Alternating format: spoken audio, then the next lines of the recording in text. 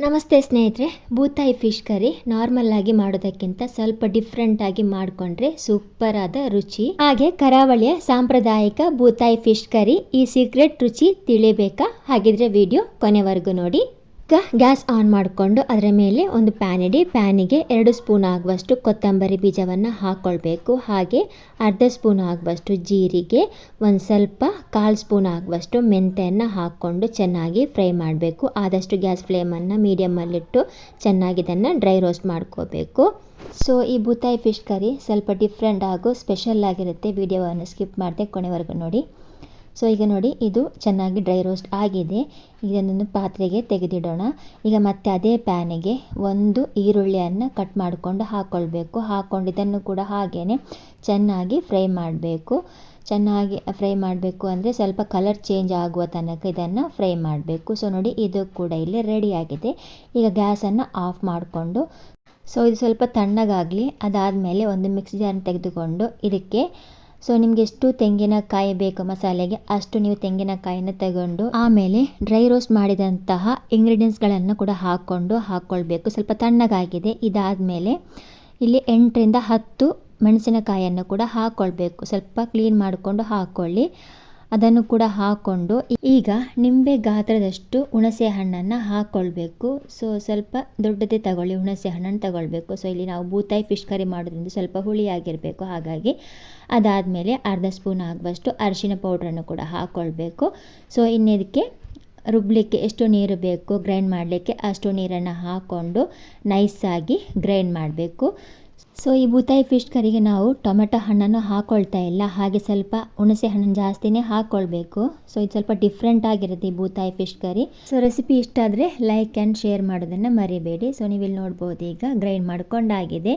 ಇದು ನೈಸಾಗಿ ನಾನು ಗ್ರೈಂಡ್ ಮಾಡ್ತಿಲ್ಲ, ಯಾಕಂತ ಹೇಳಿದರೆ ಸ್ವಲ್ಪ ನಾನು ಅದು ಗ್ರೈಂಡರ್ ಕೂಡ ಹಾಕ್ಕೊಳ್ತೇನೆ. ಹಾಗಾಗಿ ನಮಗೆ ಮೀನಿಗೆ ಎಷ್ಟು ನೈಸಾಗಿ ಗ್ರೈಂಡ್ ಆಗಬೇಕು ಮಸಾಲೆ ಅಷ್ಟು ನೈಸ್ ಆದರೆ ಮಾತ್ರ ನಮ್ಮ ಫಿಶ್ ಕರಿ ಕೂಡ ಚೆನ್ನಾಗಿ ಬರುತ್ತೆ. ಟೇಸ್ಟು ಕೂಡ ಸೂಪರ್ ಆಗಿರುತ್ತೆ. ಈಗ ನಾನು ಇದನ್ನೊಂದು ಅರ್ಧದಷ್ಟು ಮಾತ್ರ ಗ್ರೈಂಡ್ ಮಾಡಿಕೊಂಡಿದ್ದೇನೆ. ಈಗ ಮತ್ತೆ ಇದನ್ನು ನಾನು ಗ್ರೈಂಡರಿಗೆ ಹಾಕ್ಕೊಂಡು ಇನ್ನೊಂದು ಸಲ ಒಂದು 50% ಅದರಲ್ಲಿ ನಾನು ಇದನ್ನು ಗ್ರೈಂಡ್ ಮಾಡಿಕೊಳ್ತೇನೆ. ಇದರಿಂದ ನಿಮಗೆ ಮಸಾಲೆ ಕೂಡ ಚೆನ್ನಾಗಿ ಗ್ರೈಂಡ್ ಕೂಡ ಆಗುತ್ತೆ. ಹಾಗೆ ಮೀನು ಸಾರು ಕೂಡ ಸೂಪರಾಗಿ ಬರುತ್ತೆ. ಹಾಗೆ ನಮ್ಮ ಚಾನಲ್ನ ಯಾರೆಲ್ಲ ಸಬ್ಸ್ಕ್ರೈಬ್ ಮಾಡದೆ ನೋಡ್ತಾ ಇದ್ದರೆ ಪ್ಲೀಸ್ ಸಬ್ಸ್ಕ್ರೈಬ್ ಮಾಡಿ. ವಿಡಿಯೋ ಇಷ್ಟ ಆದರೆ ಲೈಕ್ ಹಾಗೂ ಶೇರ್ ಮಾಡೋದನ್ನು ಮರಿಬೇಡಿ. ಈಗ ಇಲ್ಲಿ ನಾನು ಗ್ರೈಂಡರಿಗೆ ಕೂಡ ಹಾಕ್ಕೊಂಡಿದ್ದೇನೆ. ನೀವು ಇಲ್ಲಿ ನೋಡ್ಬೋದು ಈಗ.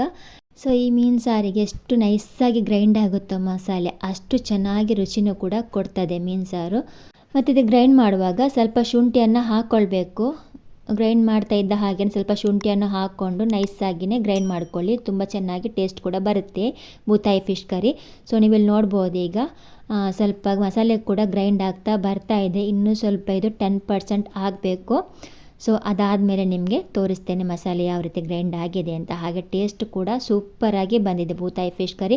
ಒಂದ್ಸಲ ನೀವು ಇದನ್ನು ಈ ರೀತಿ ಟ್ರೈ ಮಾಡಿದರೆ ಮತ್ತೆ ಖಂಡಿತವಾಗ್ಲೂ ಟ್ರೈ ಮಾಡ್ತೀರಾ, ಅಷ್ಟೊಂದು ರುಚಿಯಾಗಿರುತ್ತೆ ಈ ಫಿಶ್ ಕರಿ. ಹಾಗೆ ಇಲ್ಲಿ ಬೂತಾಯಿ ಕೂಡ ನೋಡಿ ಕ್ಲೀನ್ ಮಾಡ್ಕೊಂಡು ಇಟ್ಟಿದ್ದೇನೆ. ನೀವು ಇಲ್ಲಿ ನೋಡ್ಬೋದು, ಸಣ್ಣ ಸಣ್ಣ ಬೂತಾಯಿ ತುಂಬ ಒಳ್ಳೆಯದಿದೆ. ಹಾಗೆ ಫಿಶ್ ಕರಿ ಕೂಡ ತುಂಬ ಚೆನ್ನಾಗಿ ಆಗಿದೆ. ಒಂದ್ಸಲ ನೀವು ಈ ರೀತಿಯಾಗಿ ಟ್ರೈ ಮಾಡಿದರೆ ಮತ್ತೆ ಖಂಡಿತವಾಗ್ಲೂ ಮಾಡ್ತೀರಾ. ಈಗ ಗ್ಯಾಸ್ ಆನ್ ಮಾಡಿಕೊಂಡು ಮಸಾಲೆ ಕೂಡ ತೆಗೆದಿಟ್ಟಿದ್ದೇನೆ ಪಾತ್ರೆಗೆ. ಈಗ ರುಚಿಗೆ ತಕ್ಕಷ್ಟು ಉಪ್ಪನ್ನು ಹಾಕ್ಕೊಳ್ಳಿ. ನಿಮ್ಮ ಟೇಸ್ಟಿಗೆ ಅನುಗುಣವಾಗಿ ನೀವು ಸಾಲ್ಟನ್ನು ಹಾಕ್ಕೊಳ್ಬೇಕಾಗುತ್ತೆ. ಹಾಗೆ ಸ್ವಲ್ಪ ಕರಿಬೇವು ಸೊಪ್ಪನ್ನು ಕೂಡ ಹಾಕ್ಕೊಳ್ಬೇಕು. ಮತ್ತು ನೀರನ್ನು ಕೂಡ ಹಾಕ್ಕೊಂಡು ಚೆನ್ನಾಗಿ ಕಲಿಸ್ಕೊಳ್ಳಿ. ಅಂದರೆ ಮಿಕ್ಸ್ ಮಾಡಿ. ನಿಮಗೆ ಎಷ್ಟು ತಿಕ್ಕಾಗಿ ಗ್ರೇವಿ ಬೇಕು ಅಂದರೆ ಮೀನು ಸಾರು ಬೇಕು ಅಷ್ಟು ನೀವು ನೀರನ್ನು ಹಾಕ್ಕೊಂಡು ಚೆನ್ನಾಗಿ ಕಲಿಸ್ಕೊಳ್ಳಿ. ಈಗ ಸ್ವಲ್ಪ ಇದು ತಿಕ್ ಕೂಡ ಆಗಿದೆ. ಇದಕ್ಕೆ ಸ್ವಲ್ಪ ಇನ್ನೂ ಕೂಡ ನೀರನ್ನು ಹಾಕ್ಕೊಳ್ಳುವ. ಇದು ಮತ್ತೆ ಕೂಡ ತಿಕ್ಕಾಗಿ ಬರುತ್ತೆ ಈ ಮೀನು ಸಾರು. ಒಂದ್ಸಲ ನೀವು ಇದನ್ನು ಟ್ರೈ ಮಾಡಿ ನೋಡಿ. ರುಚಿ ಕೂಡ ಸೂಪರಾಗಿ ಬರ್ತದೆ. ಹಾಗೆ ಅದ್ಭುತವಾಗಿರುವಂತಹ ಟೇಸ್ಟ್ ಅಂತಲೇ ಹೇಳ್ಬೋದು ಈ ಮೀನು ಸಾರಿದು. ಇನ್ನು ಸ್ವಲ್ಪ ನಾನಿಲ್ಲಿ ನೀರನ್ನು ಕೂಡ ಹಾಕ್ಕೋತೀನಿ. ಸ್ವಲ್ಪ ಇದು ತಿಕ್ಕಾಗಿಯೇ ಇದೆ. ಇದನ್ನು ಕುದಿ ಬರುವಾಗ ಇನ್ನೂ ಕೂಡ ಜಾಸ್ತಿಯಾಗಿ ತಿಕ್ಕಾಗಿ ಇರ್ತದೆ. ಅದಕ್ಕೆ ಸ್ವಲ್ಪ ನಾವು ಕಲಸುವಾಗಲೇ ಸ್ವಲ್ಪ ನೀರನ್ನು ಹಾಕ್ಕೊಂಡು, ಜಾಸ್ತಿ ಅಲ್ಲ ಸ್ವಲ್ಪ ನೋಡ್ಕೊಂಡು ನೀರನ್ನು ಹಾಕ್ಕೊಂಡು ಸ್ವಲ್ಪ ಕಲಸ್ಕೊಂಡ್ರೆ ಒಳ್ಳೆಯದು. ಈಗ ನೋಡಿ, ಇದು ಕರೆಕ್ಟಾಗಿದೆ. ಈಗ ನೋಡಿ, ಮಸಾಲೆ ಚೆನ್ನಾಗಿ ಕಲಸಿದ ಮೇಲೆ 1-2 ಹಸಿಮೆಣಸಿನಕಾಯಿ ಈ ರೀತಿಯಾಗಿ ಉದ್ದವಾಗಿ ಕಟ್ ಮಾಡ್ಕೊಂಡು ಹಾಕಿ ಒಂದು ಸ್ವಲ್ಪ ಈ ರೀತಿ ಮಿಕ್ಸ್ ಮಾಡಿಕೊಂಡು ಮತ್ತೆ ಲಿಡ್ಡನ್ನು ಕ್ಲೋಸ್ ಮಾಡಿಕೊಂಡು ಇದನ್ನು ಚೆನ್ನಾಗಿ ಕುದಿಸ್ಕೋಬೇಕು. 8ರಿಂದ ಅಥವಾ 10 ನಿಮಿಷವಾದರೂ ಇದನ್ನು ಚೆನ್ನಾಗಿ ಕುದಿಸ್ಕೋಬೇಕು. ಇನ್ನು ಇದಕ್ಕೆ ಟೊಮೆಟೊ ಏನು ಹಾಕಲಿಕ್ಕಿಲ್ಲ. ಸೊ ನಾವಿಲ್ಲಿ ಹುಳಿನೂ ಸ್ವಲ್ಪ ಜಾಸ್ತಿನೇ ಹಾಕಿರೋದ್ರಿಂದ ತುಂಬ ಚೆನ್ನಾಗಿ ಟೇಸ್ಟ್ ಬರುತ್ತೆ. ಇದು ಸ್ವಲ್ಪ ಡಿಫ್ರೆಂಟ್ ಆಗಿರುವಂಥ ಬೂತಾಯಿ ಫಿಶ್ ಕರಿ. ಒಮ್ಮೆ ನೀವು ಒಂದ್ಸಲ ಟ್ರೈ ಮಾಡಿ ನೋಡಿ. 10 ನಿಮಿಷ ಆಗಿದೆ, ಚೆನ್ನಾಗಿ ಕುದಿ ಕೂಡ ಬರ್ತಾ ಇದೆ. ಒಂದು ಸ್ವಲ್ಪ ಇದನ್ನು ಈಗ ಈ ರೀತಿ ಕಲಿಸ್ಕೊಳ್ಳಿ. ಸೊ ನೀವಿಲ್ಲಿ ನೋಡ್ಬೋದು, ಈಗ ಮಸಾಲೆ ಕೂಡ ತಿಕ್ಕಾಗಿ ಬಂದಿದೆ. ಇನ್ನೂ ಕೂಡ ಜಾಸ್ತಿ ಆಗಿದೆ, ತಿಕ್ಕಾಗಿ ಬರ್ತದೆ ಇದು ಮಸಾಲೆ, ಅಂದರೆ ಮೀನು ಸಾರು. ತುಂಬಾ ಒಂದು ಟೇಸ್ಟಿ ಆಗಿರುವಂತಹ ಮೀನು ಸಾರು ಇದು.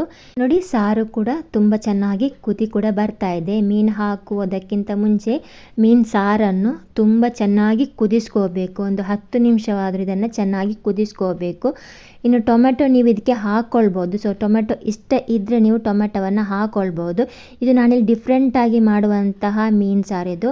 ಸೊ ಈ ರೀತಿ ಮಾಡಿಕೊಂಡ್ರೆ ತುಂಬಾ ಒಂದು ಟೇಸ್ಟಿ ಹಾಗೂ ರುಚಿಯಾಗಿರುವಂತಹ ಮೀನು ಸಾರು. ಈಗ ನೋಡಿ, ಚೆನ್ನಾಗಿ ಕುದಿ ಬರ್ತಾ ಇದ್ದ ಹಾಗೆಯೇ ಇದಕ್ಕೆ ಮೀನನ್ನು ಹಾಕ್ಕೊಳ್ಬೇಕು, ಬೂತಾಯಿಯನ್ನು ಹಾಕ್ಕೊಳ್ಬೇಕು. ಸೊ ನೋಡಿ, ಮೀನನ್ನು ಹಾಕ್ಕೊಂಡಿದ ಮೇಲೆ ಇದಕ್ಕೆ ಸೌಟೇನು ಹಾಕ್ಕೊಳ್ಬಾರ್ದು. ಒಂದು ಸ್ಪೂನ್ ಸಹಾಯದಿಂದ ನೀವು ಇದನ್ನು ಒಂದು ಸ್ವಲ್ಪ ಇದನ್ನು ತಿರುಗಿಸಬೇಕು. ಅಂದರೆ ಮೀನು ಸ್ವಲ್ಪ ಆ ಕಡೆ ಈ ಕಡೆ ಒಂದು ಸ್ವಲ್ಪ ಇದನ್ನು ಮಾಡ್ಕೋಬೇಕು, ಲೈಟಾಗಿ ಮಾಡ್ಕೋಬೇಕು. ಜಾಸ್ತಿ ಪ್ರೆಷರ್ ಆಗಿ ಮಾಡಬಾರ್ದು, ಮೀನು ಹೊಡೆದು ಹೋಗ್ಬೋದು. ಹಾಗಾಗಿ ಒಂದು ಸ್ಪೂನ್ ತೆಗೆದುಕೊಂಡು ಇದನ್ನು ಈ ರೀತಿ ಲೈಟಾಗಿ ಮಿಕ್ಸ್ ಮಾಡಬೇಕು. ಆ ಕಡೆ ಈ ಕಡೆ ಮಾಡಿಕೊಂಡ್ರೆ ಸಾಕು. ಸ್ಪೂನನ್ನು ಯಾವುದೇ ಕಾರಣಕ್ಕೂ ಸೌಟನ್ನು ಹಾಕ್ಕೊಳ್ಬಾರ್ದು. ಸೌಟು ಹಾಕ್ಕೊಂಡ್ರೆ ಇನ್ನು ಮೀನೆಲ್ಲ ಹುಳಿ ಆಗ್ಬೋದು. ಈಗ ನೋಡಿ, ಮೀಡಿಯಮ್ ಫ್ಲೇಮಲ್ಲಿ ಇದನ್ನು ಒಂದು 5 ನಿಮಿಷ ಕುದಿಸ್ಕೋಬೇಕು. ಅಂದರೆ ಮೀನು ಚೆನ್ನಾಗಿ ಸ್ವಲ್ಪ ಬೇಯಬೇಕು. ಹಾಗಾಗಿ ಸ್ವಲ್ಪ ಮೀಡಿಯಮ್ಮಲ್ಲಿ ಇಟ್ಟು ಇದನ್ನು ಕುದಿಸ್ಕೋಬೇಕು. ನೋಡಿ, ಮೀನು ಹಾಕ್ಕೊಂಡಿದ ಮೇಲೆ ಗ್ಯಾಸ್ ಫ್ಲೇಮನ್ನು ಹೈಯಲ್ಲಿಟ್ಟು ಕುದಿಸ್ಕೋಬಾರ್ದು, ಮೀನು ಹುಡಿ ಆಗ್ಬೋದು. ಹಾಗಾಗಿ ಮೀಡಿಯಮ್ಮಲ್ಲಿಟ್ಟು ಇದನ್ನು ಒಂದು 5 ನಿಮಿಷ ಇದನ್ನು ಕುದಿಸಿದರೆ ಸಾಕು. ಅಂದರೆ ಮೀನು ಸ್ವಲ್ಪ ಬೇಯುವವರೆಗೆ ಇದನ್ನು ಕುದಿಸ್ಕೋಬೇಕು. ಒಂದು 5 ನಿಮಿಷ ಕುದಿಸ್ಕೊಂಡ್ರೆ ಸಾಕಾಗುತ್ತೆ. ಆಲ್ರೆಡಿ ಇದು ಕುದಿ ಬರ್ತಾ ಇದೆ, ಇನ್ನು ಸ್ವಲ್ಪ ಇದು ಕುದಿ ಬರಬೇಕು.